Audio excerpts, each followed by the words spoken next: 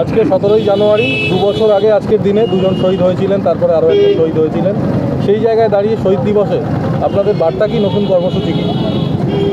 প্রথম বার্তা হচ্ছে যে আমাদের সঙ্গে যে চুক্তি সরকার করেছে সেই চুক্তির যাতে সম্পূর্ণরূপে রূপায়ণ হয়, যা যা প্রতিশ্রুতি দিয়েছে সেগুলো পালিত হয়, এবং ভাঙড় যে দৃষ্টান্ত স্থাপন করেছে যে মানুষ শুধুমাত্র সরকারের ইচ্ছায় নয়, মানুষ তার কবজির জোরে যে সমস্ত অধিকার আদায় করতে পারে, সেই বার্তা আমরা সমস্ত জায়গায় দিতে চাই।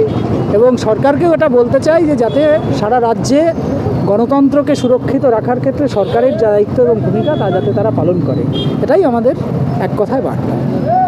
1 বছর আগেও যে হাজার হাজার মানুষ আপনাদের আন্দোলনে শরিক হতেন, আজকে তো অনেকটাই ভিড় ফাঁকা।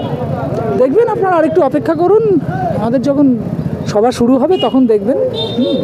এটা তো সকালবেলা শহীদ বেদি উন্মোচনের কর্মসূচি ছিল। আশা করি আপনারা দেখতে পাবেন যে মানুষ কিভাবে অংশগ্রহণ করছে। দীর্ঘদিন হয়েছে পঞ্চায়েত ভোট হয়েছে, কিন্তু এখনো বোর্ড গঠন হয়নি পঞ্চায়েতে। না, আমরা বলে দিয়েছি যে দুষ্কৃতীদের বোর্ড আমরা গঠন করতে দেব না। আমরা শুধু নয়, সারা এলাকার মানুষ যারা বিনা প্রতিদ্বন্দ্বিতায় নির্বাচিত হয়েছে তাদের প্রতিনিধিত্ব করার কোনো রকম কোনো নৈতিক অধিকার নেই। সেই জায়গা থেকে বোর্ড গঠন করার বিরুদ্ধে সমস্ত মানুষ, এবং সেই জায়গা থেকে এখানে অ্যাডমিনিস্ট্রেটর নিয়োগ করে এখানে পঞ্চায়েতের কাজ চলছে, এবং আশা করছি সরকার মানুষের মতামতকে মর্যাদা দিয়ে জবরদস্তি দুষ্কৃতীদের পঞ্চায়েত গঠন করার কোনো ধরনের পদক্ষেপ নেবে না। যদি সরকার সেই ধরনের কোনো পদক্ষেপ নেয়, পঞ্চায়েত তো 5 বছর চলতে পারে না প্রশাসক দিয়ে, সেক্ষেত্রে চলতেই পারে। যদি সেরকম অবস্থা থাকে চলতেই পারে। অনেক কিছুই চলতে পারে কি পারে না সেটা নির্ধারণ করবে জনগণ, অন্য কেউ নির্ধারণ করবে না। তবে জনগণ যদি মনে করে যে তারা পঞ্চায়েতের কোনো প্রতিনিধি নয়, তারা দুষ্কৃতী, তো তাদেরকে দিয়ে পঞ্চায়েত চালানোটা জনগণ বরদাস্ত করবে না। এবং সমাধান আপনারা কি চাইছেন? সমাধান চাইছে যে আবার যদি সরকার নতুনভাবে নির্বাচন করতে পারে। আমরা নির্বাচন চাইছি এরকম বলছি না, সরকার সেটা করতেই পারে, কিন্তু আপাতত প্রশাসক দিয়ে যেভাবে চলছে সেভাবে চলতে পারে যতক্ষণ পর্যন্ত সত্যিকারের একটা স্বচ্ছ পঞ্চায়েত তৈরি করার অবস্থা না আসছে ততক্ষণ পর্যন্ত।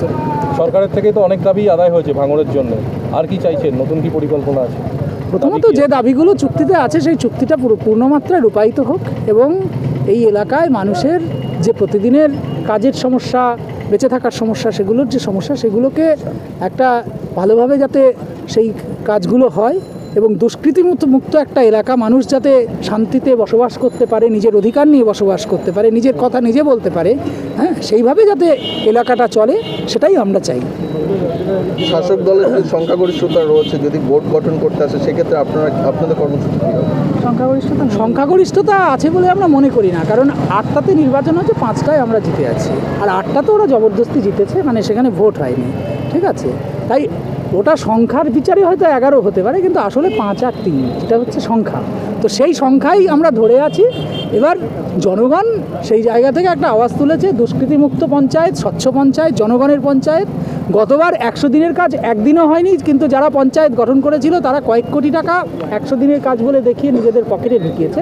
এসব জনগণ আর বরদাস্ত করবে না। তার জন্য কোনো দুষ্কৃতীদের পঞ্চায়েত কোনোভাবেই গঠন এখানে হতে পারবে না, সেই ব্যাপারে জনগণ তৈরি আছে। আজকে দিনভর কর্মসূচি কী আছে? দিনভর এরপরে আমাদের যে জনসভা শুরু হবে 2টোর পর থেকে, এবং তারপরে সাংস্কৃতিক অনুষ্ঠানের মধ্য থেকে আমাদের এই কর্মসূচি, আজকে শহীদ দিবস পালনের কর্মসূচি শেষ হবে। ঠিক আছে, গতি প্রকৃতি সবটাই জানেন, তো মহিলাদের একত্রিত করেছিলেন, আজকে যেন মহিলাদের ভিড় কিছুটা ফাঁকা মনে হলো। মহিলারা আসছেন, এবং আপনারা অপেক্ষা করুন, সভা শুরু হোক, মহিলাদের ভিড় দেখবেন, নিশ্চয়ই দেখবেন। এখানকার যারা শাসক দলের যারা আছে, তৃণমূলের যারা কর্মী রয়েছে, তাদের উত্তাপে এখানে উত্তপ্ত হয়ে উঠেছিল, তাদেরকে কোনো বার্তা দেবেন আজকে দিনে দাঁড়িয়ে? দেখুন, এই এলাকায় জনগণ তার ক্ষমতা প্রতিষ্ঠা করেছে, এবং জনগণ এই ক্ষমতা যে কোনো মূল্যে ধরে রাখতে বদ্ধপরিকর। বার্তা বলতে এটাই যে সন্ত্রাস দিয়ে এই এলাকার জনগণকে অন্তত কাবু করা, নিয়ন্ত্রণ করা যাবে না, সেই অপচেষ্টা যেন তারা না করে। এখনো পর্যন্ত আরাবুল ইসলাম সহ তার যারা অনুগামীরা ছিল তারা সবাই ঘর ছাড়া, তারা যদি আবার এলাকায় ওঠে সেই নিয়ে তখন আপনাদের কর্মসূচি? তারা যদি সাধারণ নাগরিকের মতো এলাকায় আসতে চায়, আর আবুলের ওপর এখনও কোর্টের নিষেধাজ্ঞা আছে, তো সেটা তো কোর্ট বুঝবে। অন্য দুষ্কৃতীদের ক্ষেত্রে তারা যদি সাধারণ নাগরিকের মতো এলাকায় ফিরতে চায়, তারা যা করেছে তার জন্য ক্ষমা চায়, মানুষের কাছে ক্ষমা চায়, তাহলে ব্যাপারটা নিয়ে জমি কমিটি ভাববে, সিদ্ধান্ত নেবে। কিন্তু তারা আবার আসবে এক হাতে বোমা এক হাতে বন্দুক নিয়ে এবং জনগণ তাদের বরণ করে নেবে, সেটা কোনোদিনও হয়নি, এখন হবে না।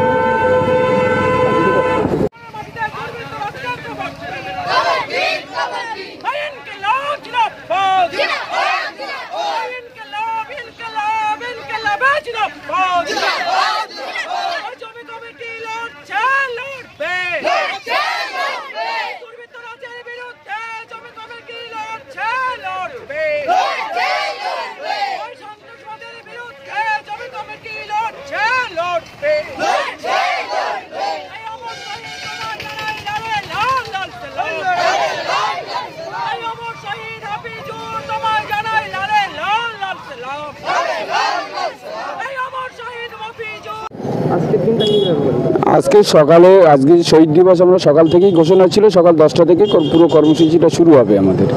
যেমন শ্যামনগর, কামারবাড়ি এবং নতুনহাট বাজারে যে 3টে শহীদ বেদি আমরা বানিয়েছি, সেই বেদিটা উদ্ঘাটন করার একটা যেমন দায়িত্ব ছিল, সেটা এই মুহূর্তে শেষ হয়েছে। আর কিছুক্ষণের মধ্যে আমরা এখানে যে 2টোর পর থেকে প্রকৃত সভাটা আমরা শুরু করব, 2টোর পর থেকে সভাটা শুরু করব। তারপরে সন্ধ্যার পর থেকে সাংস্কৃতিক একটা প্রোগ্রাম আমরা রাখছি শহীদদের উদ্দেশ্যে। এই ধরনের কর্মসূচি আমাদের পুরো দিনটা থাকছে। সব সময়ের জন্য আজকে আছি, বিগত দিনে ছিলাম, আগামীতেও আমরা সব সময়ের জন্য শহীদ পরিবারের পাশে আছি এবং শহীদ পরিবারও আমাদের পাশেই, আমাদের সঙ্গেই আছে। 3টে পরিবার, হ্যাঁ অবশ্যই, তো 3 মাস আগেই 3টে পরিবার ক্ষতিপূরণ পেয়েছে, তাদের ক্ষতিপূরণ দেওয়া হয়েছে। আমরা সেটা তো আগেই আমরা জানিয়ে দিয়েছি, এটা সবাই জানি। মির্জা হাসান, জমি জীবিকা বাস্তুতন্ত্র পরিবেশ রক্ষা কমিটির সেক্রেটারি। আমাদের আজকের কর্মসূচি সকাল থেকে আমরা 3 জায়গায় শহীদ বেদি উদ্ঘাটন করলাম। শ্যামনগর, কামারবাড়ি এবং নতুনহাট, এই 3টে মোড়ে আমরা শহীদ বেদি উদ্ঘাটন করলাম। এখন খাওয়া দাওয়ার জন্য একটা বিরতি। 2টো নাগাদ আমাদের সভা শুরু হবে, 2টো থেকে আমাদের জনসভা চলবে এবং সন্ধ্যাবেলা সাংস্কৃতিক অনুষ্ঠান। শহীদ পরিবারের পাশে আমরা বরাবরই ছিলাম, অবশ্যই এখনও আছি, এবং শহীদ পরিবারের সদস্যরা আজকে এসছেন সকাল থেকেই, তারা শ্যামনগর থেকেই তারা কর্মসূচিতে সামিল আছেন। হ্যাঁ, মানে ক্ষতিপূরণ জমি কমিটির সাথে সরকারের চুক্তি হওয়ার পরেই প্রথম যে ক্ষতিপূরণ সরকারের পক্ষ থেকে দেওয়া হয়েছে, সেই প্রথম দফাতেই 3 শহীদ পরিবার ক্ষতিপূরণ পেয়েছে 8 লাখ টাকা করে।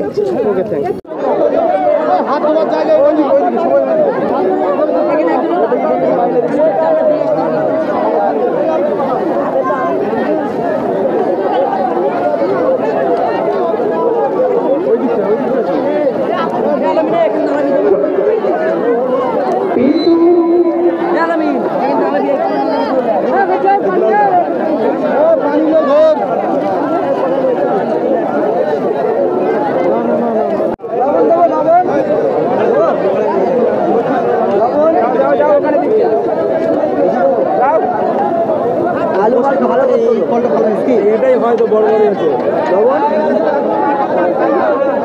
খাবার ভালো করতে হবে।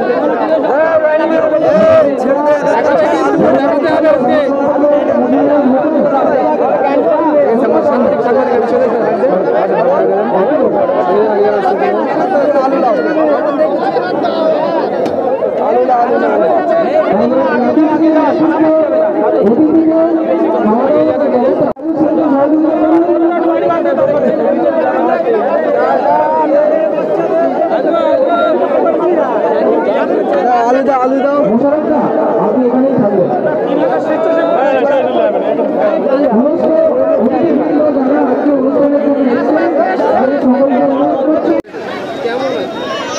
কেমন তো এই স্বাভাবিক পরিস্থিতি এখন যেরকম এসছে, আর ভালোই একটা জায়গায় এসছে, তার কোনো অসুবিধা নেই। অনুষ্ঠানটা করে ভালোই লাগছে। অবশ্যই আছে, জমি কমিটি পাশে আছে, পেয়েছি।